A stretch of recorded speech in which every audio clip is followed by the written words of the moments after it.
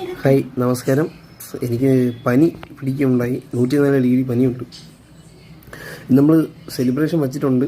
അതോടൊപ്പം നമ്മളെ give away ചലഞ്ചുണ്ട്. അതും എന്തായാലും മുടങ്ങാതെ നടത്താൻ. അത് നിങ്ങൾ ചെയ്യേണ്ടത്, ഇതിൽ ഫസ്റ്റ് ഞാനിപ്പോൾ ഇതിലൊരു ക്വസ്റ്റ്യൻ പറയും, അതിന് ഉത്തരം ഇതിൽ കമൻറ്റ് ചെയ്യുക. ആ കമൻറ്റിൽ ഏറ്റവും കൂടുതൽ ലൈക്ക് വരുന്ന ആരാണോ അവരാണ് വിജയികളായിട്ട് കണക്കാക്കുന്നത്.